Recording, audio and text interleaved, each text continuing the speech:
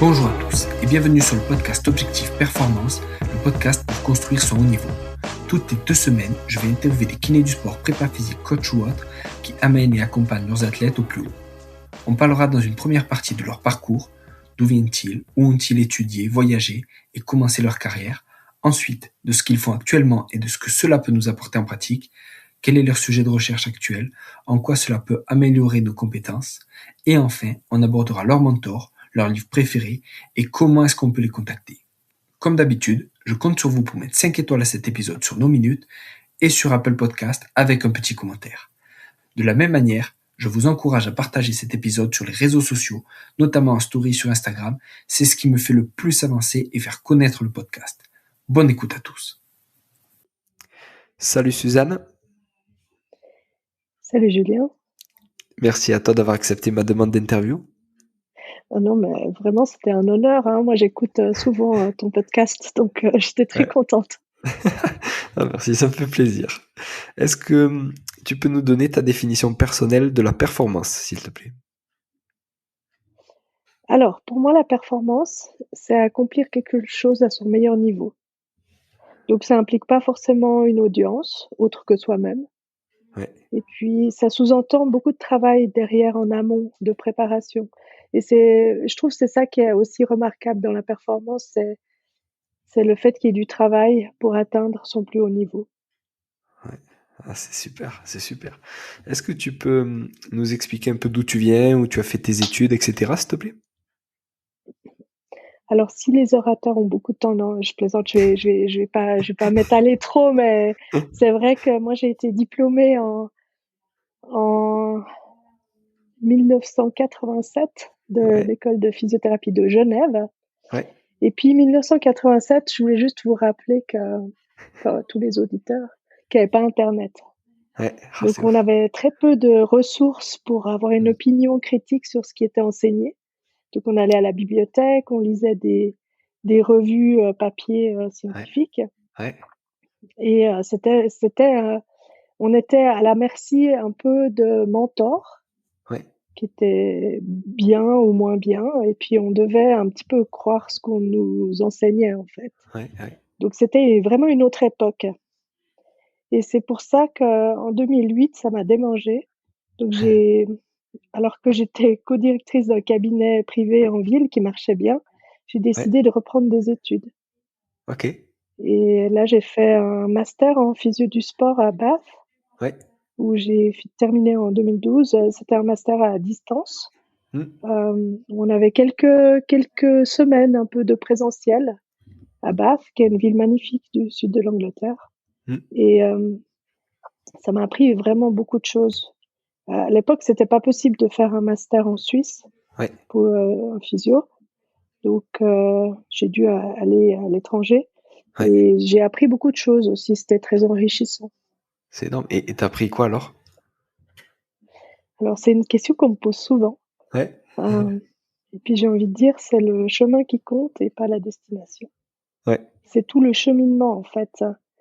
En fait, ce que j'ai appris de mieux là-bas, Mm. c'est la pratique réflexive. Mm. Comme c'était un master qu'on pouvait suivre à distance, on devait établir un portfolio et y mettre tout d'abord faire une analyse de ses forces, faiblesses, opportunités et menaces. Donc ça, Ouais, c'est déjà une première introspection stylé. dans tout ce qu'on sait, tout ce qu'on est. Et puis ajouter peu à peu des comptes rendus de toutes nos expériences pendant 2 ans en lien avec la physio du sport. Du Ok. match où tu as bien fait les choses, à la compétition où tu es intervenu de manière inadéquate, les regrets que tu peux avoir face à certaines situations, des cas cliniques, des conférences, des cours, toutes les expériences. Et puis on devait consigner ça et avoir une attitude réflexive. Et à la fin de Ouais, l'année, devait faire une synthèse de l'année ok.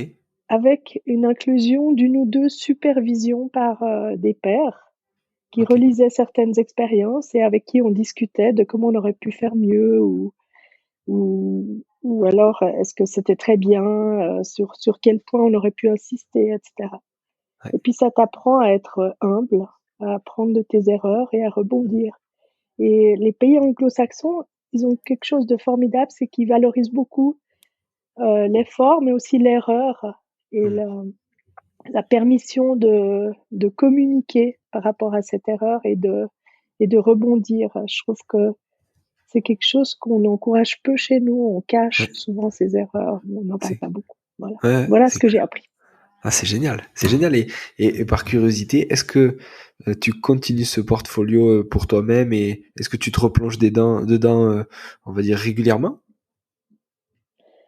Alors j'ai dû le faire quelques fois à quelques occasions, notamment parce que j'ai obtenu un titre de, spécialiste clinique ou Ouais, qui existe plus malheureusement en Suisse, où, mmh, une partie du travail était de se faire, superviser pendant sa pratique avec des patients et puis avec un objectif, d'être, d'analyser certains points de notre pratique.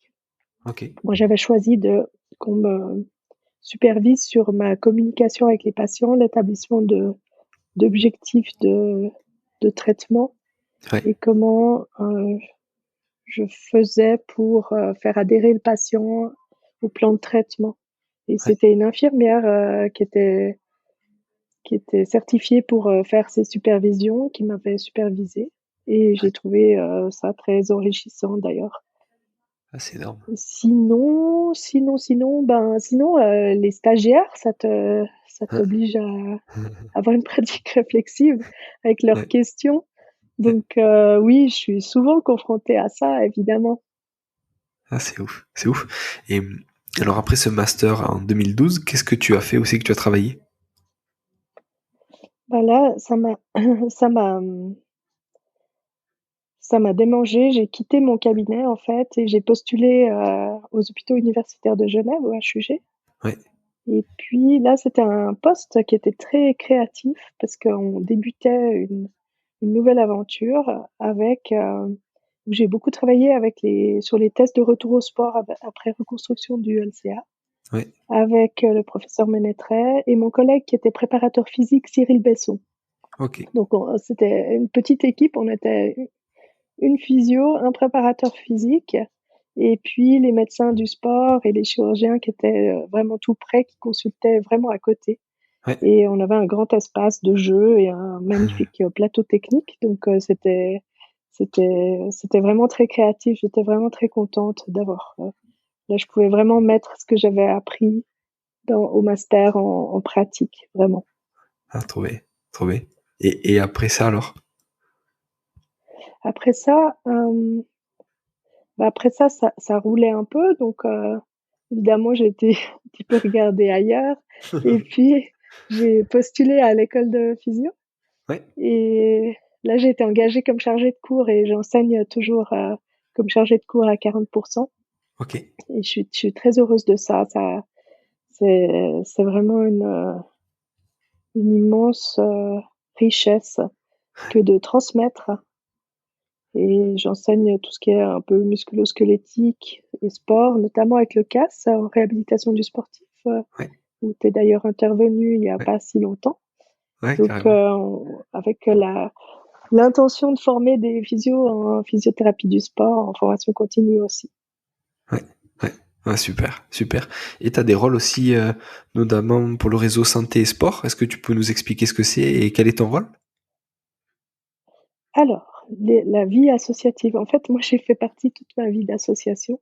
Ouais, Donc, j'ai continué en tant que physio et puis, le réseau santé et sport, donc, à l'époque, je suivais j'allais au symposium organisé par le réseau santé et sport. À l'époque, c'était un réseau, où, comme l'a dit Boris d'ailleurs dernièrement ouais, dans un de tes podcasts, ouais, Boris ouais. Gojanovic, il a, en fait, c'était réservé un peu aux médecins, en fait, d'être, partie du comité.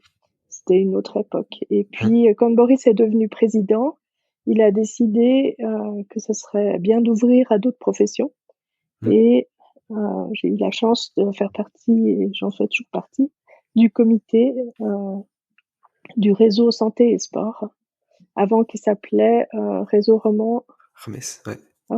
de médecine du sport et de l'exercice, voilà. Ouais. Et voilà. Donc on a changé le nom dernièrement. Et maintenant c'est Stéphane Tercier, le président.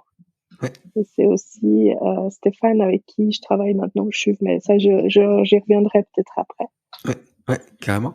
Et alors, toujours dans la vie associative, tu fais partie de l'EU2SER, l'European Society of Ouais, Shoulder and l'EUR. Elbow ouais, Rehabilitation.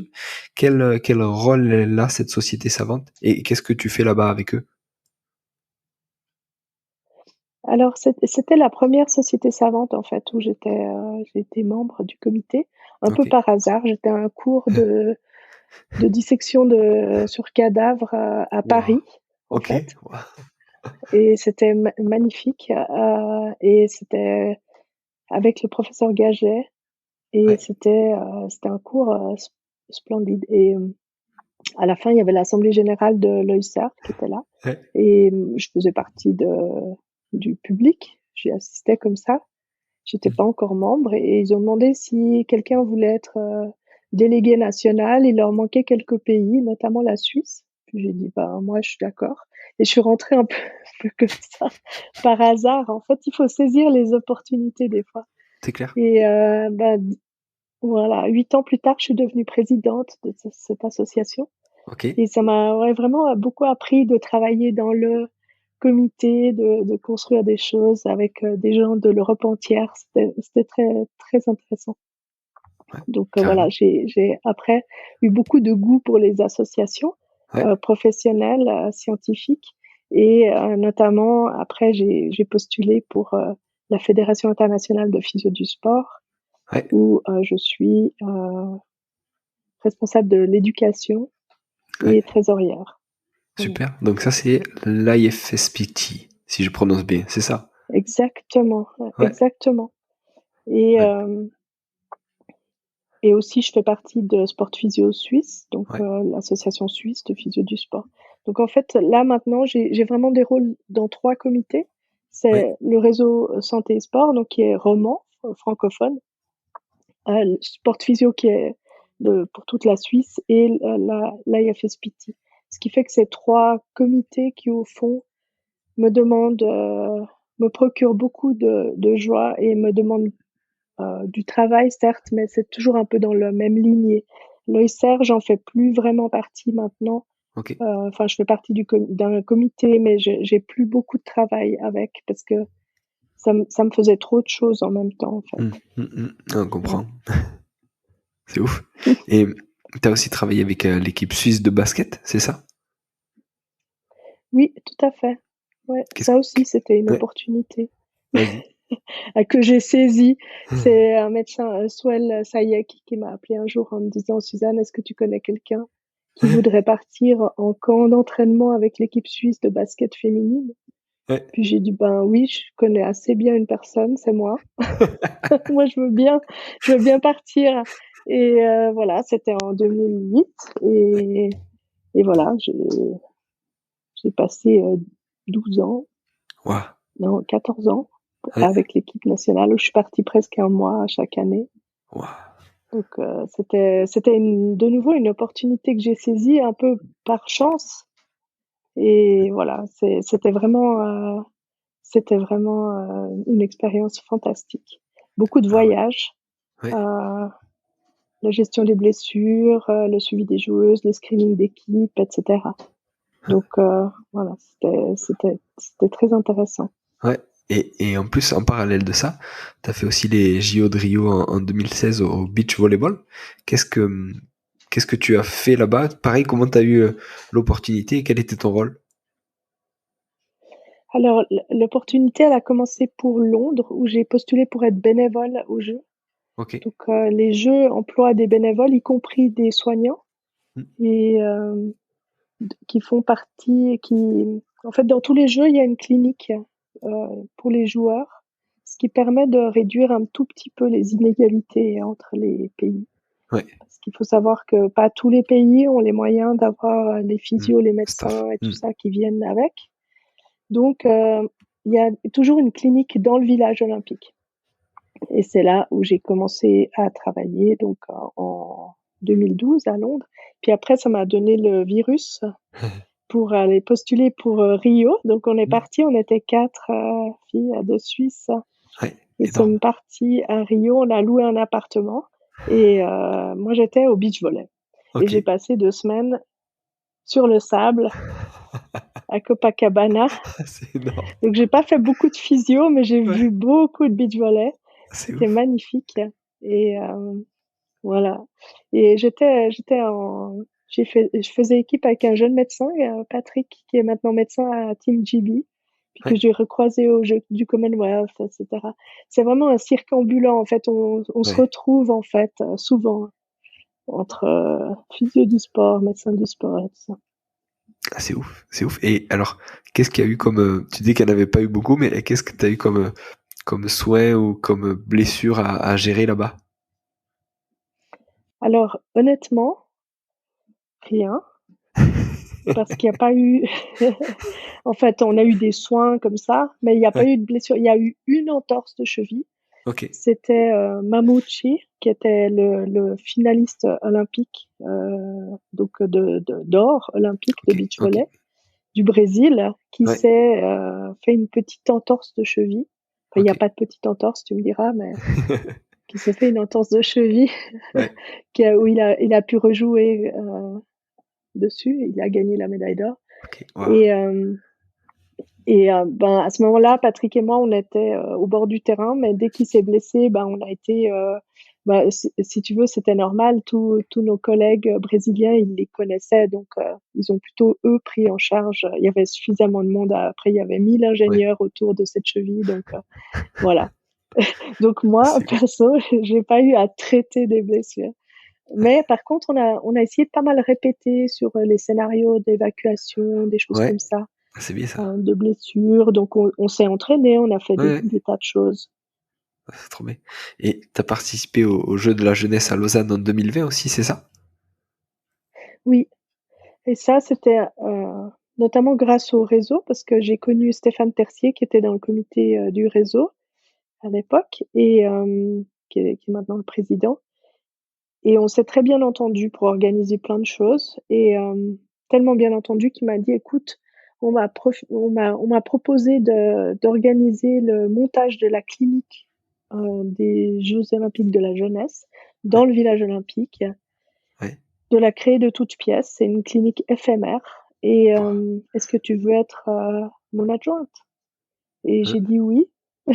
J'ai pris un congé sans solde de 5 mois Ouf, hein, ouais. de ouais, DHUG Ouais. pour pouvoir mener à bien ce projet. On y a travaillé plusieurs années de suite et les derniers 5 mois, c'était vraiment le sprint final et on a monté une clinique qui occupait 200 personnes Ouais, pendant tous les Jeux, ouais. avec 40 étudiants en médecine, en physio, en soins infirmiers. On a créé une clinique avec beaucoup de prévention des blessures, de la dentition, de Waouh. l'information, et cetera. Une clinique vraiment où, on n'avait pas de hiérarchie, tout fonctionnait, on a fonctionné avec des bénévoles incroyables.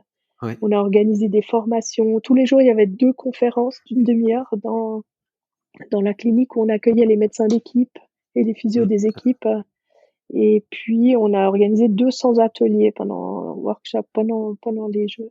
Ah, c'est énorme. Pendant qu'il y avait pas beaucoup de travail à la clinique, on se Ouais, formait ouais, ouais. entre nous. Donc c'était une expérience humaine incroyable. Ouais. C'est ouf, c'est ouf. Voilà. Et maintenant, alors, tu bosses au CHUV, qui est Oui, l'hôpital universitaire de Lausanne, c'est ça? exactement, Ouais. exactement. Et ben, de nouveau, ben, comme, ben, Stéphane Tercier, c'est mon boss. C'est le responsable de sport ado. Ouais. Donc c'est un service qui est dédié entièrement aux adolescents et aux adolescents sportifs, mais on n'oublie pas les non sportifs et les sédentaires, aussi, on s'en occupe aussi. Ouais. Et pourquoi les ados? Alors, qu'est-ce qui t'attire sur cette population et qu'est-ce qui te plaît? Écoute, ce qui me plaît, c'est que l'adolescence, c'est une période charnière très particulière il y a un peu tous les possibles, du pire au meilleur et en tout cas, c'est une période de la vie où on a beaucoup d'impact, je pense, en tant que soignant sur, leur futur, d'athlètes Ouais. ou de personnes. On Je pense qu'on peut plus influencer, si tu veux, un petit peu le cours des choses. Mm. Mm. Un athlète qui s'entraîne depuis longtemps, qui est un athlète accompli et cetera et s'il a une routine qui est pas vraiment idéale ou des choses qu'il faudrait qu'il fasse pour, prévenir une blessure, et cetera, on aura vraiment plus de peine à le faire changer. Ouais. Heu, les ados, enfin, c'est un peu curieux de dire ça, mais j'ai l'impression qu'ils nous écoutent, Hein.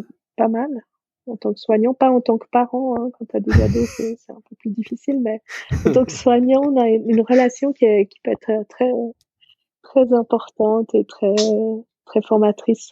Mmh. Ouais. Ah, c'est énorme. C'est trop bien. Et Suzanne, il y a une thématique aussi qui te passionne, on peut dire. C'est l'apport du sport dans la santé. Euh, Justement, qu'est-ce qu'on Oui. y retrouve là-dedans? Qu'est-ce qu'apporte le sport à la santé, au bien-être en général, que ce soit pour les ados ou même pour n'importe quelle catégorie d'âge? Je pense que c'est pas moi qui invente, mais en fait, toute la science, nous dit et toute l'expérience nous dit que pratiquer une activité physique, c'est la meilleure chose qu'on puisse faire pour, notre santé, quel Ouais. que soit son âge, quel que soit son niveau et puis que c'est malheureusement un médicament qui est trop peu utilisé et Mm. qui pourrait réduire, beaucoup, notre, nos maladies non transmissibles, bah, typiquement le diabète, l'hypertension, bref, enfin à peu près dans tous les domaines, hein, en fait, Ouais. le pire, pronostic, c'est les sédentaires, en fait. Mm. C'est Dès clair. qu'on est un petit peu actif, on fait déjà vraiment du bien à notre corps et à notre tête aussi Ouais. et c'est étrange parce que quand tu dis que ta spécialité, c'est la physio du sport, tu sais, c'est un peu mal vu. Ouais. C'est un p Ouais. pas mal vu, mais certains trouvent ça super, chouette et tout et Ouais. puis, beaucoup de gens trouvent, «Ouais, mais bon, tu traites que les sportifs, Ouais. C'est blabla et futile. cetera» Ouais. et c'est futile, voilà Mm. et puis, ben, voilà et c'est vraiment quelque chose que je comprends pas bien parce qu'en fait, nous, la définition du physiothérapeute du sport, c'est vraiment quelqu'un qui s'occupe de tous les gens, de toute capacité et de tout niveau, en fait. Mm. Et faire de l'activité physique à une grand-maman, c'est tout aussi important que de faire, la récup à un sportif d'élite. Ouais. Et Ouais. nos connaissances, elles nous permettent de faire ça. Mm. Parce qu'on a des connaissances, tu vois, pour, pour encourager les gens, pour, leur faire développer de la force en toute sécurité et Mm. cetera. Mm. Donc, je comprends pas très bien pourquoi c'est mal vu, mais c'est mal vu, voilà. Et on avait discuté, tu as un objectif pull-up, justement. Oui, exactement, oui. Tu peux nous Ouais, expliquer ce que c'est? exactement. J'ai été pi ouais. En fait, moi, ça fait longtemps que je cours un peu pour ma santé, que je m'inscris à des courses comme ça m'oblige à aller courir quand il fait pas beau Ouais, et tout ça. ouais, Et puis, et puis et puis dernièrement, je me suis un peu, piquée au jeu avec le CrossFit ouais, et c'est quelque chose qui me plaît beaucoup, parce que je me suis rendu compte que je perdais de la force ouais. et que bientôt je pourrais plus me hisser, toute seule en dehors d'une piscine ou OK. enfin des choses bêtes, mais Ouais, ouais, aussi de la randonnée en montagne, escalader un gros rocher, ben, je serais plus capable de faire si je faisais pas quelque chose contre, ça ouais. et puis je trouve que l'ambiance du CrossFit est vraiment une ambiance qui me plaît beaucoup. Ouais. J'apprends beaucoup de choses. Je trouve que les instructeurs de CrossFit sont des gens très, très forts pour s'adapter à tous les niveaux de tous leurs participants, Mmh, sans mmh, arrêt et de rendre les choses amusantes. mmh. Alors, voilà, j'ai un objectif pour la fin de cette année, j'aimerais réussir à faire un pull-up. Ouais, Alors on verra si je vais y arriver ouais, ouais. Bah, on l'espère et et je on ça me n'en doute permet pas. Vas-y. Et ça me permet de rebondir sur les femmes et le sport et le fait Ouais, qu'on n'encourage pas assez les athlètes féminines à se renforcer, les filles ouais, à devenir fortes. Et je trouve ça encore dommage. Donc, ouais, j'aimerais encore me battre un peu pour ça et notamment avec les jeunes ados. Hier, je discutais avec une jeune ado et on parlait de la force. Elle me disait, moi, j'adore faire du renforcement. Puis je dis, ah, bah, ouais, tu vas là et tout. Puis elle me dit, ouais, mais en fait, moi, j'aime pas y aller si je suis la seule fille. La dernière ouais, fois, j'étais ouais. avec un copain, donc ça allait. Hein, Mais autour du rack, il y a que des gars. Et hmm, puis elle se sentait pas à l'aise, elle se sentait pas bienvenue. Et voilà. Et je trouve, bah, c'est encore dommage. Et moi, hmm, j'aimerais vraiment encourager toutes les femmes à postuler quand elles pensent, même quand elles pensent qu'elles n'ont pas les capacités, à se battre pour, si hmm, elles ont envie, faire du renforcement et puis à poursuivre des carrières qu'elles ont envie en fait. hmm, hmm. C'est clair, c'est clair. Il y a un reportage là-dessus justement qui a été fait par Arte, qui est Oui, visible sur YouTube et qui s'appelle Toute musclée, il me semble. Et oui, et puis c'est fou cet aspect. Les femmes ont peur aussi de l'aspect physique, on va dire, de prendre du volume et de prendre de la force, etc. Et c'est vrai que c'est triste et que c'est aussi bah, nous entre guillemets les hommes de faire attention à ce qu'on dit, de faire attention à ce qu'on fait. Et je suis d'accord avec toi sur le fait que voilà, il faut encourager tout le monde à faire du sport, que ce soit par catégorie d'âge ou par genre, mais effectivement que ce soit du renfo, tu vois, pour reprendre l'exemple de ton ado qui adore faire du renfo, ben c'est génial. Il faut qu'on, quand j'ai dit il faut qu'on, c'est facile, hein, mais il faudrait mettre en place des choses pour qu'elle puisse faire ce qui la passionne et ce qui lui fait du bien, c'est-à-dire du renforcement musculaire dans les meilleures conditions possibles, quoi. ouais, exactement, Mm. exactement. C'est très important ça. Mm. Mm. Et je suis d'autant plus sensible maintenant que j'ai une petite fille. Avant, j'étais un peu sensibilisé par ma compagne, Ouais. mais maintenant que j'ai une petite fille, Mhm. alors elle est toute petite, hein, mais j'aimerais qu'elle ne se mette pas de barrière. Tu vois, je vois par rapport à mon entourage, Ouais.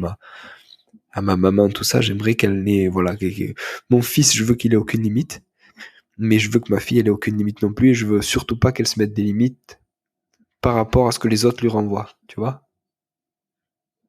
Oui, ouais, absolument.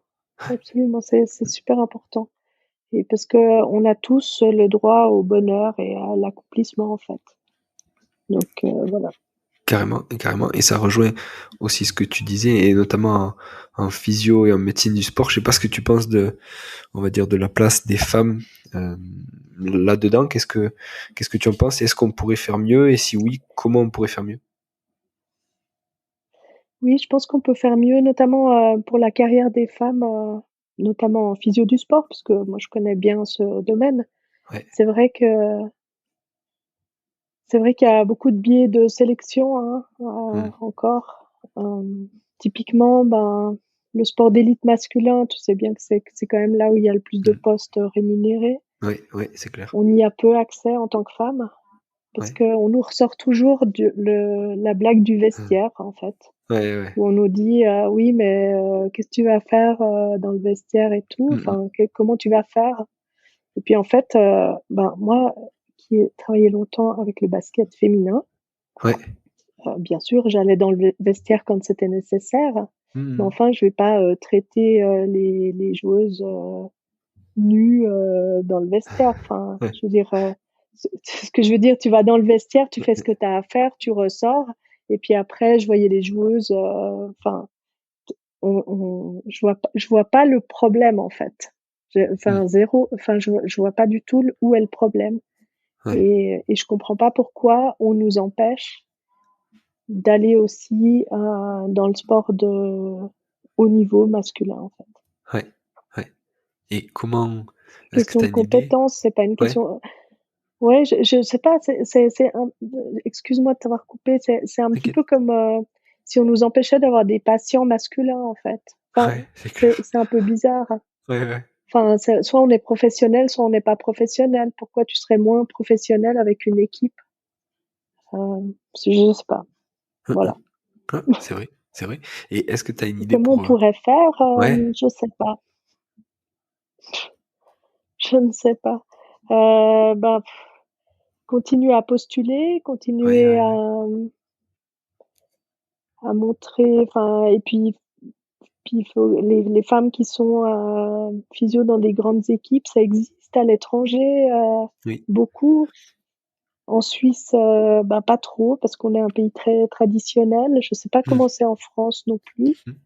Ah, Euh, mais dans les pays anglo-saxons, c'est un peu mieux quand même. ouais. Ouais. Moi qui regarde pas mal le rugby, et c'est on va dire ces 5-10 dernières années, je trouve qu'il y a une évolution dans le rugby et dans le rugby professionnel en France. Et même, par exemple, je suis sur Instagram des physios femmes qui bossent dans des clubs de rugby, par exemple en Australie ou en Afrique du Sud, des clubs de rugby professionnels. Et je connais des collègues, des consoeurs qui bossent dans des clubs de rugby en top 14 et qui s'épanouissent complètement et voilà, qui apportent leur plus-value là-dedans, quoi. Donc j'ai l'impression que par rapport à il y a 5-10 ans, on va vers, on va dire, on est loin d'être à l'équilibre, hein, mais on va vers quelque chose de plus, un peu plus ouvert et un peu plus accessible. Alors ça reste encore, entre guillemets, quelques pionnières, mais j'ai l'impression que ça va dans le bon sens, même si ça prend du temps. Oui, je suis d'accord avec toi, Julien. Je pense qu'il faut encourager justement et puis voir ce qui est bien aussi. Je sais qu'au Brésil, j'ai des collègues féminines qui s'occupent de grandes équipes de foot aussi. Ouais, Donc, je sais pas, j'ai de l'espoir aussi. ouais, ouais. Ah, c'est énorme. Ça serait bien, ça serait bien. Et, et une autre thématique qui t'est chère, c'est la prévention des blessures. Est-ce que tu as quelques tips à nous partager là-dessus? Oui, alors la prévention des blessures, c'est ouais, c'est effectivement, très important, notamment parce que j'ai beaucoup travaillé avec, les blessures affreuses que sont les ligaments croisés, en fait, qui est une catastrophe pour les genoux et Ouais, maintenant encore plus avec les ados qui ont parfois déjà un croisé à 11, 12 ans. Enfin, ouais, c'est ouais, c'est vraiment, affligeant de voir que la plupart des clubs de foot notamment, mais aussi dans d'autres sports, n'appliquent pas les recommandations de programmes d'échauffement avec prévention des blessures et ouais, donc ne ouais. font pas tout ce qui est en leur pouvoir pour que nos enfants ne se fassent pas un ligament croisé à 12, 13 ans. Donc, Hmm, en fait, il y a une forme de responsabilité et que je trouve qu'on met pas assez les clubs devant leurs responsabilités parce que c'est quand même si un accident arrive, mais que tu as fait tout ton possible, que tu avais ta ceinture de sécurité, etc. oui, Voilà, oui, ok, oui. c'est la vie. Mais si ça arrive, mais que tu n'avais pas ta ceinture ou que tu n'as Hmm, pas fait hmm, ton échauffement avec tes exercices, eh ben voilà, c'est autre chose, je trouve. hmm, hmm, Donc hmm, je suis un peu fâchée. Je suis un peu fâchée parce que on confie nos jeunes, nos enfants à des clubs et sans relâche. Souvent, les physios vont voir ces clubs, les médecins, etc. ouais, Leur disent voilà, vous connaissez ces programmes de prévention. Oui, oui, on fait, on fait. Puis voilà, c'est pas fait en fait. ouais. C'est pas fait. Et c'est une question de moyens, de volonté, c'est quoi? Euh, je sais pas. Je sais pas, probablement de moyens, hein, parce qu'il y a beaucoup aussi de clubs où les enfants sont entraînés par les parents des fois ou Oui, comme ça. oui. Je sais que c'est difficile, hein, mais ça veut pas dire que qu'on peut pas essayer de développer ça. Hein. Il y a quand même des clubs qui arrivent et puis qui essayent. Donc moi je pense que aussi le problème c'est souvent le manque de moyens pour pouvoir engager une équipe soignante. Donc Oui. il y a peu de clubs qui ont une équipe soignante qualifiée et donc Et donc, le message, il n'arrive pas jusque-là non plus à Mmh, cause de mmh, ça, parce mmh. on met des moyens pour d'autres choses, mais pas pour engager en fait des physios ou des médecins voilà, qui soient là, Mmh. tout Mmh. simplement, avec le club. Mmh. C'est clair. Et Suzanne, alors on a parlé tout à l'heure de sport physio. Il y a une accréditation qui va être mise en place pour qu'on soit Oui, physio du sport certifié RISPT. Est-ce que tu peux nous dire ce que oui, c'est et quel est l'intérêt pour les physios du sport d'être certifiés?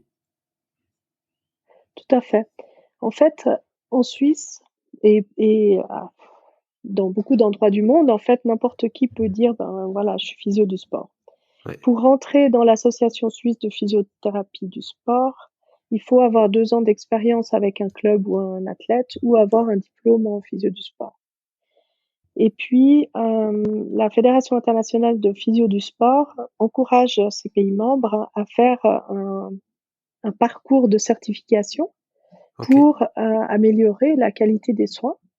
Et donc, avec, Sport Physio depuis 2018, depuis 2019, on a notre parcours qui a été approuvé par l'IFSPT, et c'est un ouais, parcours qui peut te permettre de d'ac de certifier ton niveau. Par exemple, le 1er niveau, il s'adresse surtout aux compétences centrales de l'IFSPT autour de l'athlète, prévention des blessures, intervention sur le terrain, rééducation et puis je crois antidopage, il me semble.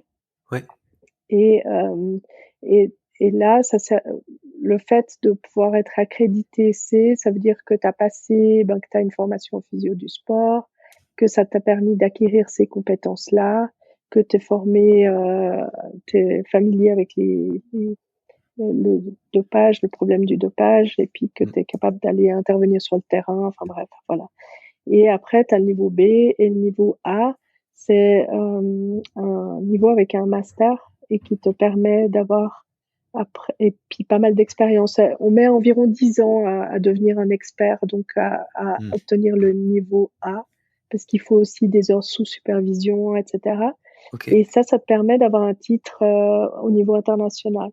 ok, Et en fait, c'est pour les physios, ça te rend visible à l'international. Ça veut dire que peut-être tu peux décrocher un poste, comme, j'ai eu aux Jeux olympiques de la jeunesse, ouais, où tu peux être venue medical manager pour, aussi, des jeux ou bien responsable d'une équipe. Par exemple, être responsable médical d'une équipe, hein, c'est pas forcément un médecin ouais, qui peut être responsable ouais. médical.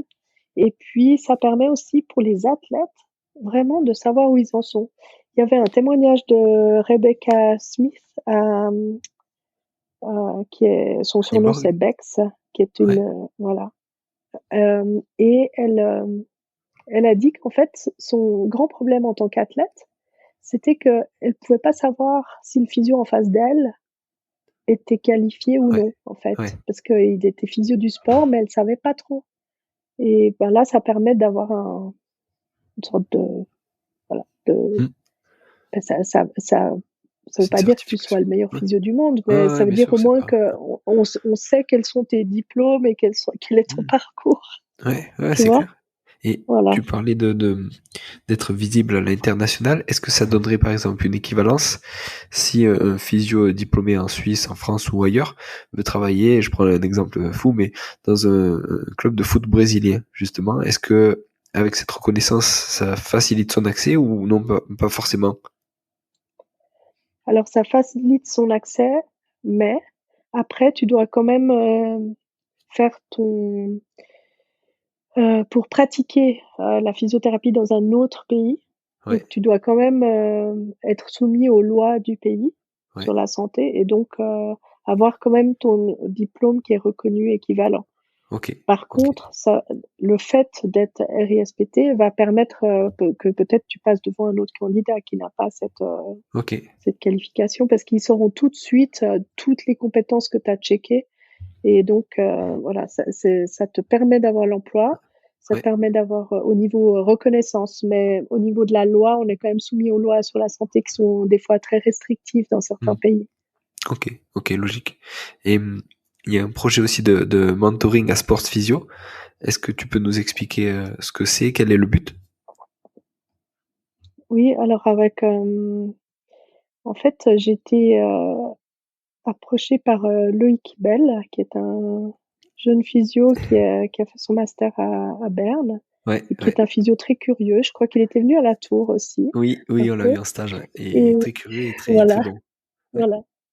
Exactement et puis il m'a dit: «Ah, Suzanne, est-ce que je peux venir voir, ta pratique?» et cetera donc oui. Puis ouais, en discutant, on s'est dit: «Ben, ce serait chouette de pouvoir, consigner un peu ces journées pour ouais, qu'elles soient pas perdues». Parce que finalement, moi, si j'ai été, men j'ai mentoré certaines personnes qui sont venues voir ma pratique ou bien même mmh, moi, si j'ai été voir d'autres, dans leur pratique, ouais, bah, j'ai en fait, si on me demande, 4 ans après, c'était quel jour et combien d'heures et qu'est-ce que j'ai vu, c'est un peu flou ouais. et on a eu l'idée de développer des documents de travail où on consigne, si tu veux, c'est une sorte d'attestation et pour le mentor et pour le mentee OK. et puis ça permet aussi on a développé des documents de travail qui permettent de définir à l'avance les objectifs de la journée qu'on va passer OK. ensemble Ouais. et de fixer des objectifs d'apprentissage et aussi de développer un peu plus certains thèmes, voilà.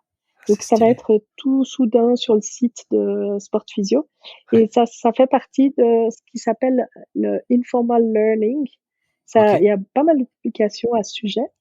C'est en fait qu'on n'apprend pas tout sur les bancs de l'école, hein, comme tu sais et pour devenir expert, il Ouais. faut faire de l'informal learning Mmh. parce que c'est ça qui va t'apprendre, hem, à beaucoup plus rapidement, tu vas pouvoir gagner de l'expérience via, ton mentor, hem, à prendre des raccourcis et à pas commettre les erreurs que peut-être lui, il a commises et Mmh. donc ça fait partie de l'apprentissage, d'expert, d'aller observer les autres et de réfléchir à la pratique et cetera. Ouais, ouais, super, super. Et Suzanne, alors est-ce que tu peux nous expliquer, on a vu que il y avait la vie associative, qu'il y a la vie Mmh mh. professionnelle aussi qui est pas mal remplie. Est-ce que tu peux nous expliquer comment tu organises une journée type ou une semaine type comme tu veux? Alors oui, assez mal, non, pas assez mal, mais de temps en temps, je me fais prendre parce qu'il y a trop de choses la même semaine. Ouais, ouais. Puis après, tout à coup, j'ai une semaine plus cool. Donc, je suis pas très bonne dans la planification, hem, de manière à avoir toujours un peu les mêmes semaines. Non. OK. Il y a des semaines de folie et il y a des semaines plus calmes. Donc, une semaine type, je sais pas, il y a 2 jours qui sont vraiment fixes, hein. C'est les 2 jours que je passe, au CHUV, HES. donc à Ouais. Sport Ado. OK. Et là, je travaille avec les patients, j'ai les rendez-vous avec les patients le mercredi et le jeudi et puis, donc ça c'est assez fixe, c'est assez facile, en fait et puis pour l'école, ça dépend vraiment,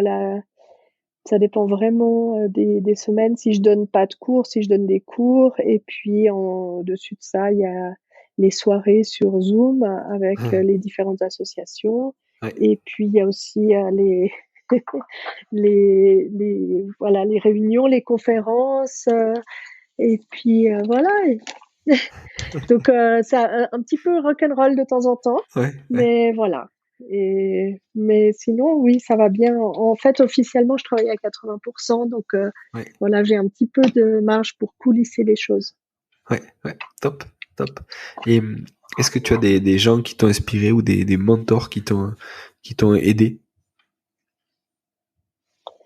Oui, ouais, bah, le 1er, c'était mon père, hein, en fait, Ouais, parce qu'il était très féministe, pour son temps ouais. et puis il m'a toujours encouragée à faire, exactement ce qui me plaisait de faire et il m'a toujours beaucoup, soutenue, Mmh. comme petite fille, hem, y compris quand je voulais je voulais être un garçon déjà Ouais. parce que attention, Ouais. parce que j'avais découvert assez tôt que comme garçon, tu pouvais faire beaucoup plus de trucs cool que les filles. Déjà à l'école Ok. À l'époque, tu pouvais faire les travaux manuels, alors que les filles, Ouais. on faisait la couture. Et moi, je préférais les travaux manuels. Et j'ai postulé pour aller aux travaux manuels et ça Ouais. m'a été refusé. Mais non. Et il y a un garçon de ma classe qui a postulé pour aller à la couture et il a été accepté. Donc c'était Ah ma merde. première grande injustice. Oh C'était mince. ma première grande injustice, Ouais. voilà. Ouais. Et puis je voulais faire du foot à l'époque Ouais, ouais, et génial. puis, ben, il y avait pas d'équipe de foot pour Ah les ouais. filles. Ouais.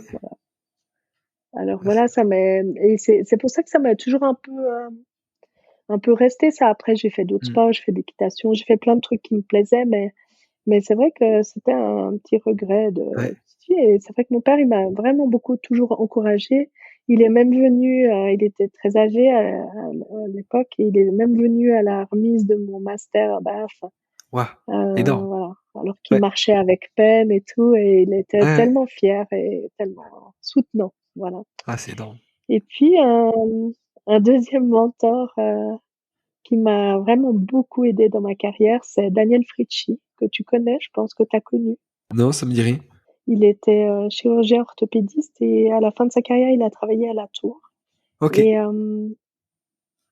et en fait, lui, il faisait partie du comité du réseau à l'époque, de Ok. l'ancien réseau et puis, quand, on avait commencé à former des physios du sport avec une petite, association et puis il m'a proposé d'organiser un grand congrès international pour, les physios, de faire partie d'un comité Hmm. avec l'ESCA et puis il m'a mis le pied à l'étrier d'organiser des congrès et cetera. Il m'a beaucoup encouragée pour, mon master à Bath et puis toujours soutenue dans mes décisions donc ouais, c'était un grand mentor, professionnel et Ouais. puis ça m'a appris que, ben, on pouvait avoir des soutiens aussi parmi une autre profession de santé, en fait. Ouais. Ouais. Donc c'était très cool Énorme. et puis il y a que des hommes là dans ce que je te dis, hein. Alors je vais mettre une femme, hein. Vas-y, vas-y. Probablement RBG, Ruth Bader Ginsburg qui Hein. était, qui était à la Cour suprême des États-Unis Ok. et puis que je trouve son parcours a été, très inspirant, elle a été diplômée de droit à Harvard et puis, enfin, après elle est partie à Columbia, mais elle a commencé à Harvard et puis elle a été, en fait, elle a jamais pu pratiquer en tant qu'avocate parce qu'aucune, étude ne la voulait parce que c'était une femme, mais elle est devenue quand même, Ok. juge de la Cour suprême des États-Unis donc C'est pas c'est mal. assez inspirant, je trouve. Ouais. Ah ouais. Voilà, c'était pas mal, hein, je trouve. C'est ouf. C'est ouf. Et puis tu questionnes sur les livres aussi, hein, Ouais, non? bien C'est ça? sûr. Et alors, qu'est-ce que tu lis? Qu'est-ce qui Hein? t'a marqué Toujours, ou... hein? Ouais? Dis-nous. Alors, oui, il y a un livre qui m'a beaucoup marqué, c'est L'usage du monde de Nicolas Bouvier. Ouais. Donc c'est un écrivain qui a est suisse, enfin genevois Ok. même, et qui a écrit, sur son il est parti avec, une 2 chevaux, dans une 2 chevaux avec un copain et ils ont été jusqu'en Iran, je crois. Ok. Waouh. Et il écrit sur le voyage et c'est des enfin tous ses livres sont des livres, très inspirants sur le voyage, les gens et cetera. Ouais. Et autrement comme livre, par rapport à la performance, Hmm. moi j'ai beaucoup aimé, Open de Agassi. Ok. Ah ouais. Je trouve que c'est une bibliographie qui est très intéressante. Ouais. Il commence comme ça, il commence, j'aime le tennis, je hais le tennis, j'aime mon père, je hais mon père. Et c'est vraiment, en gros, c'est toute son histoire et comment son père l'a forgé, hein, comme petit champion, déjà tout Ouais. petit. Ouais. Et comment il était habité par cette dualité, en fait, Hmm. d'aimer et de haïr à certains moments de sa carrière, son sport ou son père. Et Hmm. c'est très intéressant. C'est un livre très intéressant sur la performance Ouais. qu'on peut poursuivre toute sa vie. Ouais. C'est Mm. marrant parce que t'es la deuxième à me le citer en peu de temps. Je crois que c'est Joachim Van Kant aussi, sur l'épisode 67 qui en Ah, parle. ok. Ouais. Uh-huh. Ouais, Donc, ouais, ça, ouais, ça, ça. c'est pas toujours que c'est bien écrit Mm. ces livres et là, je trouvais intéressant son point de vue vraiment aussi parce qu'il a une carrière un peu atypique aussi. Ouais, ouais. Donc voilà, j'ai trouvé intéressant Mm. et Top. puis sinon, un livre qui m'a beaucoup inspiré, c'est «L'école des soignantes» Ok. de Martin Winkler. C'est un médecin français qui a beaucoup écrit, qui est devenu écrivain et qui a beaucoup écrit, notamment La maladie de Saxe, peut-être tu connais, Le cœur des femmes et puis L'école des soignantes, ça c'était son dernier, je crois, Ouais. ou avant-dernier et puis, il écrit beaucoup, en fait, il parle d'une école, utopique dans le futur, une école de Ok. soignants Ok. et où tout le monde commencerait par soigner les gens. Ça veut dire, au chevet du patient. Ok. Y compris les médecins, y compris tout le monde commencerait par faire, et à être, mentoré par des patients Ok. C'est pas mal et ça. apprendre à soigner, à tenir une main, à écouter, voilà et à Hein. faire les soins de base, Ouais. les soins du corps de base, de l'âme, de tout ce que tu veux Hein. et après, toujours, soutenu par ces patients, qui sont des patients expérimentés, heu, poursuivre, leurs apprentissages dans leurs différentes professions et cetera. Et il Ouais. met tout au féminin parce qu'il y a pas de raison qu'on mette pas tout au féminin. C'est un peu aussi, il est très féministe aussi. Ouais. Ah, c'est énorme. Voilà. Mais il se questionne beaucoup sur le mal qu'on peut faire aux gens Mm. en tant que soignant aussi, en les écoutant pas, Ouais. Ouais. en voilà, avec nos mots des fois qui font peur et qui blessent, Mm. Mm. Mm. longtemps. Mm. Voilà. Donc voilà, c'est un écrivain tout à fait intéressant. Ouais, ça donne envie. Top. Top. Suzanne, dernière question. Si on veut te joindre, est-ce qu'il y a un réseau social ou comment on peut faire si on a des questions à te poser? Alors, je suis à peu près sur tous les réseaux sociaux, je pense, Ok. sous mon nom. Ouais. Suzanne Gare en général, donc sur Instagram, sur, LinkedIn, Twitter. Moi, j'obtiens beaucoup de mes informations, scientifiques sur Twitter, Ouais.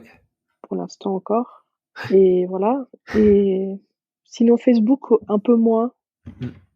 mais je sais que c'est pas mal utilisé dans certains pays, donc j'y suis quand même et Ok. puis Instagram, je suis de loin pas une experte, mais je trouve ça assez fun et Ouais. intéressant aussi.